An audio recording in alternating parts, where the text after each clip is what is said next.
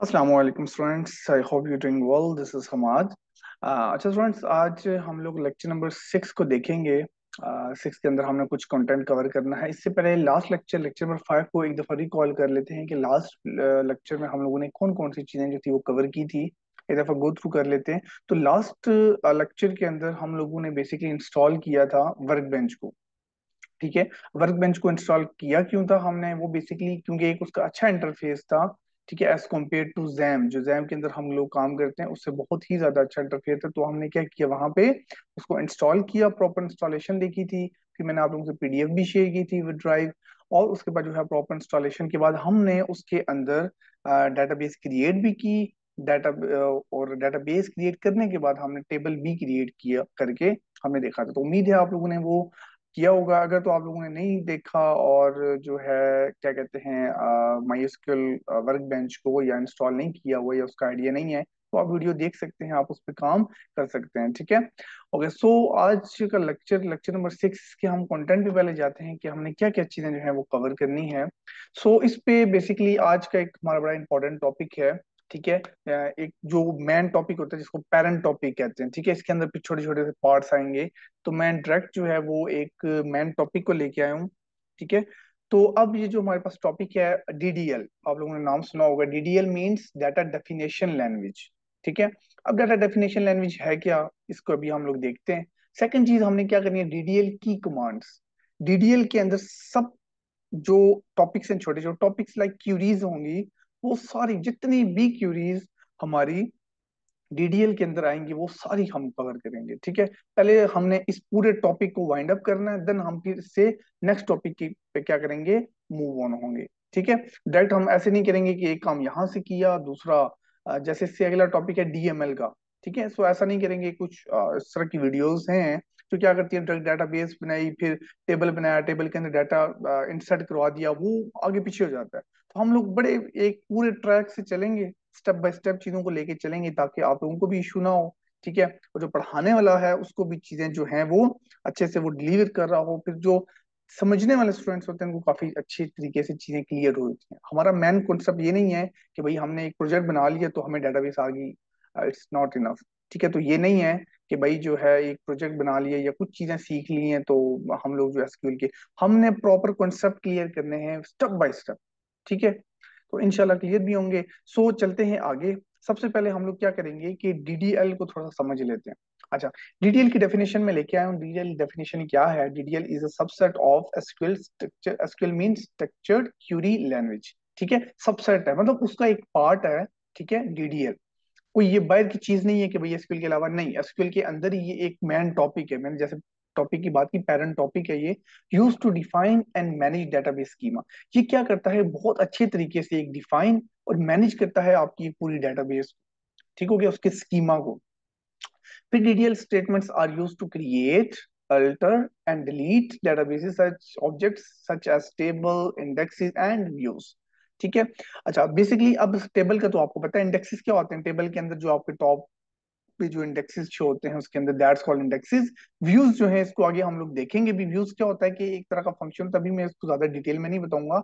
एक तरह का क्या होता है, व्यू बना के रख लेते हैं, उस व्यू को आप क्या करते हैं देन यूज करते हैं, और काफी कॉम्प्लेक्स क्यूरी जो है वो आपकी इतनी इजी क्यूरी में कन्वर्ट हो जाती है कि आपको तो खुद हैरानगी होती है कि अच्छा ये हो गया, लाइक इट्स रियली अमेजिंग। ठीक है, इसको हम आगे देखेंगे। तो अभी बस आपको टेबल की हद तक पता होना चाहिए। ठीक है।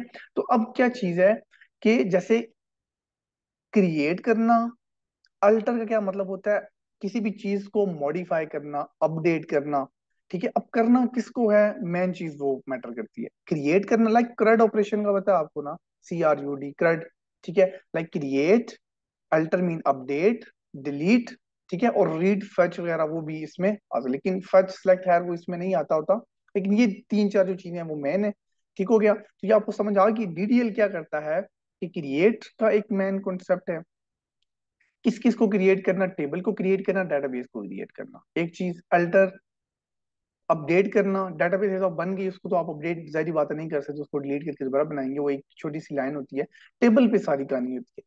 सिंपल वे में मैं आपको बताऊं, डीडीएल जो है ना, टेबल के स्ट्रक्चर जो होता है ना, अभी हम लोग मैं थोड़ी सी वो लेके भी आऊंगा आगे, एग्जांपल है। स्ट्रक्चर पे जो भी काम हो रहा हो कॉलम्स पे, दैट्स कॉल्ड डीडीएल। कॉलम पे आप जो भी कर सकते हो ना, लाइक कॉलम को अपडेट करना, कॉलम की डाटा टाइप को चेंज करना, कॉलम का नेम चेंज करना, ठीक है, कुछ कंस्ट्रेंट अप्लाई करना, दैट्स कॉल्ड अल्टर। अपडेट करना, डिलीट आपको पता है, डेटाबेस को डिलीट करना, टेबल को डिलीट करना, ठीक है, ये हमारे पास ड्रॉप के अंदर आती है चीज, ठीक हो गया।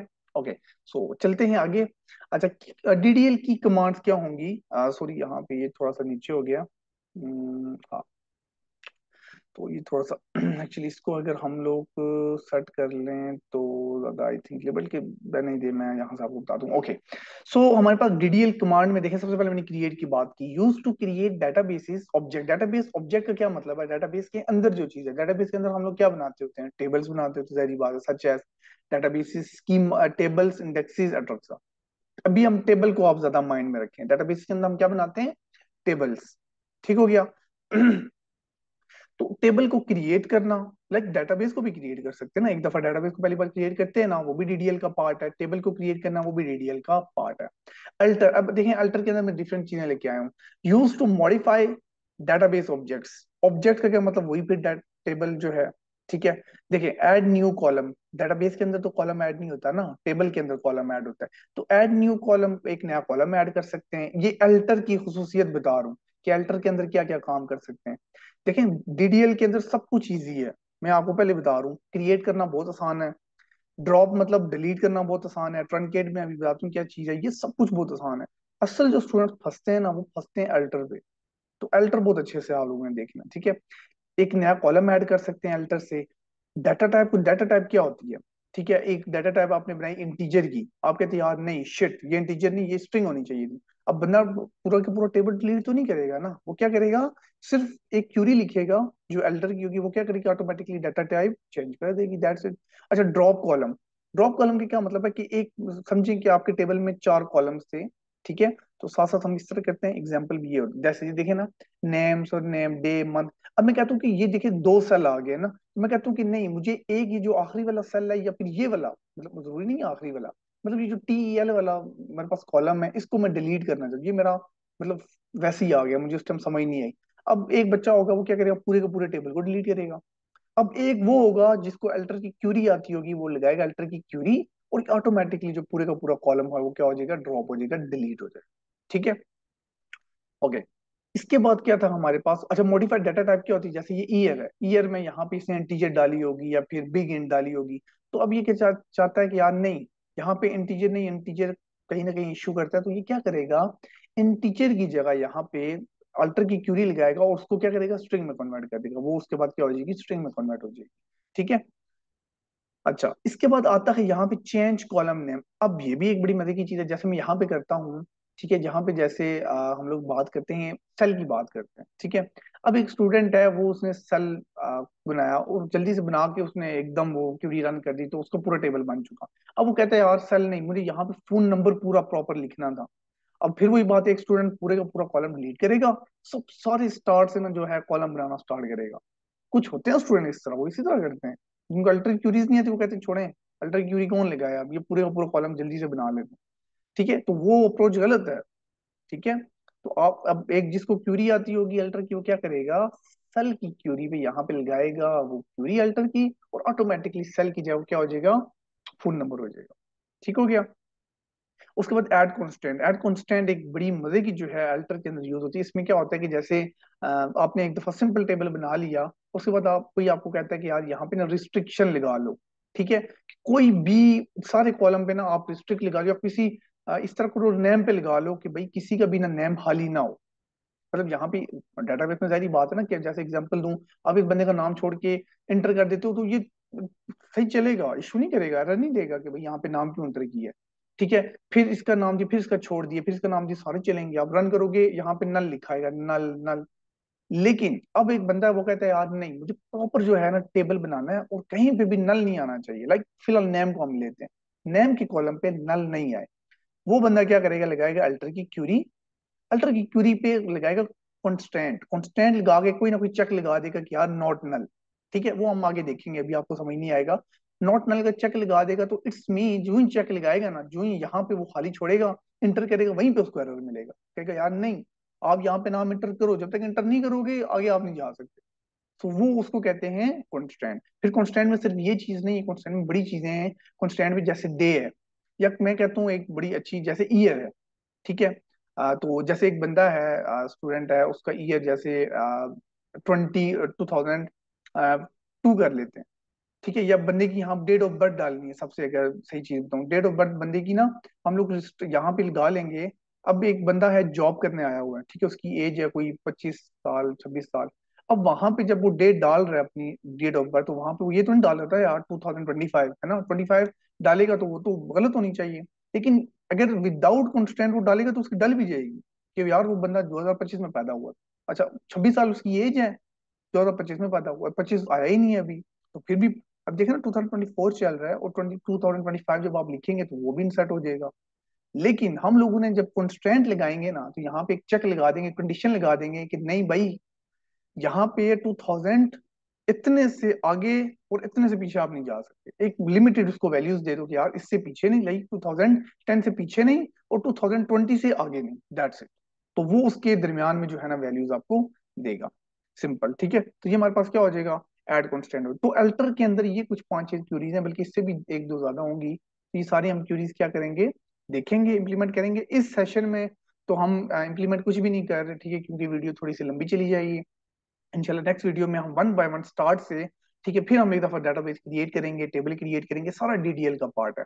अच्छा, फिर हमारे पास ये आती है नेक्स्ट, ड्रॉप, ठीक है। ड्रॉप पे बेसिकली मेरे पास क्या है, ये इसकी ड्रॉप की बात करूं, ठीक है ये। अच्छा, ड्रॉप क्या करता है, ड्रॉप कहते हैं डिलीट को। अब ड्रॉप डेटाबेस को भी कर सकता है, ड्रॉप टेबल को भी कर सकता है। मतलब एक बंदा है, तो वो कहता है कि यार मैंने ना अपने जो टेबल है, टेबल मेरा ठीक नहीं है, या टेबल में कुछ भी पड़ा नहीं है, तो मैं उस टेबल को बिल्कुल खत्म करना चाहता हूँ। बिल्कुल, वो कहते हैं ना जड़ से काट देना, इसको कहते हैं ड्रॉप। बिल्कुल जड़ से काटना, लाइक कुछ भी नहीं बचा पीछे, दैट्स कॉल्ड ड्रॉप। डेटाबेस भी ड्रॉप हो सकती है और टेबल भी ड्रॉप हो सकती है, ये आपने याद रखना। ठीक हो गया। अच्छा, इसके बाद आता है ट्रंकेट। अब देखें, ड्रॉप भी डिलीट करता है, ट्रंकेट भी डिलीट करता है। ये आपने बड़ा ध्यान रखना है इस चीज का, ये इंटरव्यू में क्वेश्चन भी पूछा जाता है। ड्रॉप और डिलीट, ड्रॉप और ट्रंकेट में क्या फर्क है, देखें। ड्रॉप मैंने आपको बताया जड़ से काटना, बिल्कुल सिरे से खत्म कर देना। अच्छा, ट्रंकेट क्या करता है, ट्रंकेट ये करता है कि एक बंदा आया, ठीक है, वो काम कर रहा था, उसको बहुत ज्यादा डाटा हो गया ना। मतलब उसने टेबल एक बनाया हुआ था। हम चलो टेबल पे चले जाते हैं, ठीक है। तो इसको इस तरह करते हैं, मैं टेबल पे चला जाता हूँ, सॉरी जी। अब ये उसका एक टेबल था, उसने कहा यार ये जो सारा मेरा डाटा है ना, कुछ स्टूडेंट्स थे वो चले गए, पास आउट होके निकल गए, अब उनका डाटा हमें नहीं चाहिए। मतलब एग्जांपल दे रहा हूँ, वैसे चाहिए होता है लेकिन हम एग्जांपल लेते हैं। कुछ काफी रिकॉर्ड था कुछ हजार का। अब वो बंदा चाहता है कि यार ये डिलीट, ऊपर कॉलम डिलीट ना हो, कॉलम एक भी डिलीट ना हो। ड्रॉप जब आप लगाओगे, ड्रॉप से नाम, सुरनेम, डेट, मंथ, पूरे और पूरा जड़ से ही गया और आपका टेबल ही गायब हो जाएगा। लेकिन ट्रनकेट क्या करेगा, ट्रनकेट जब आप लगाओगे तो वो क्या करता है, साफ करता है। लाइक जैसे बॉक्स है ना, बॉक्स को अंदर से सफाई करना। मतलब कुछ किताबें शिताबें पड़ी हुई थी और कुछ थोड़ी मोटी गंद पड़ी हुई थी, तो आपने क्या किया, किताबों को निकाला, साफ किया, किताबें साइड पे रखी, ठीक है। और बाकी जितना गंद था सारा गंद साफ करके एक बॉक्स को ना आपने एक अलग जगह पे रख दी, दैट्स कॉल्ड ट्रंकेट। कॉलम्स वही रहेंगे, याद रखिएगा, कॉलम्स वही रहेंगे, अंदर जो डाटा है वो सारे का सारा क्या हो जाएगा, क्लीन हो जाएगा, डिलीट हो जाएगा डाटा। ड्रॉप क्या करता है, ड्रॉप वो कहते हैं कि वो डब्बे को उठाया, डब्बे को उठा के फेंका कहीं से बाहर, सीधा गया डब्बा गायब, दैट्स कॉल्ड ड्रॉप। तो उम्मीद है ड्रॉप और ट्रंकेट में आपको फर्क पता लग गया होगा, ठीक है। अच्छा, यहाँ पे ये बेसिकली जो है ना, इसको हम थोड़ा सा कुछ ऊपर कर लें। इसलिए ये जो है ना, तो हम आखिरी भी देख, आखिरी वैसे आई थिंक नजर तो आ रहा है, रीनेम है ना। तो रीनेम को एक दफा देख लेते हैं, जो लास्ट है। अच्छा, रीनेम क्या करता है कि रीनेम, डेटाबेस को रीनेम नहीं कर सकते आप, डेटाबेस एक दफा बना ली, आप टेबल को रीनेम कर सकते हैं, ठीक है। वो भी हम क्यूरी देखेंगे, तो इतना टफ नहीं है। टेबल का नाम लिखा, टू करके अगले उसका नया नाम लिखेंगे तो क्या हो जाएगा, टेबल। हमेशा जब डेटाबेस ऑब्जेक्ट की बात होती है ना, तो जो डेटाबेस के अंदर जो चीजें यूज होती हैं हम उनकी बात करते हैं, ठीक है। तो खाली टेबल की यहाँ पे बात हो रही है कि टेबल का हम नाम क्या कर सकते हैं, चेंज कर सकते हैं। ठीक हो गया। तो ये जो है ना डीडीएल की कमांड्स हैं, जो कि बहुत ही ज्यादा इंपॉर्टेंट है सारी। बस इसमें यही है, एक तो create, alter, drop, truncate, rename. ठीक हो गया। तो इसमें जो सबसे इंपॉर्टेंट है वो अल्टर है, ठीक है। सॉरी क्रिएट भी है, ड्रॉप भी है, बट अल्टर जो है ना, इसके अंदर मल्टीपल चीजें यूज होती हैं। तो जब क्यूरीज करता है बंदा उस टाइम तो बंदे को समझ आ जाती है, बट जब वो छोड़ देता है बाद में उसके लिए बड़ा जो है वो टफ हो जाता है। सो उम्मीद है आज का लेक्चर आपको समझ आया होगा। ठीक है, हमने इंप्लीमेंट नहीं किया, थोड़ी सी थ्योरी देखी ताकि आप लोगों को चीजें क्लियर हो जाएं। ठीक है, ताकि अभी मे भी आप लोगों ने चीजें नोट करके रखी, जब हम लोग नेक्स्ट इस पे इम्प्लीमेंट करेंगे ना, तब आप लोगों को काफी अच्छे से चीजें जो है वो क्लियर होंगी इंशाल्लाह। ठीक है, सो मिलते हैं नेक्स्ट वीडियो में। उम्मीद है आपको वीडियो अच्छी लगी होगी। लाइक करें, शेयर करें, सब्सक्राइब करें। ठीक है, मिलते हैं नेक्स्ट वीडियो में, तब तक के लिए अल्लाह हाफिज।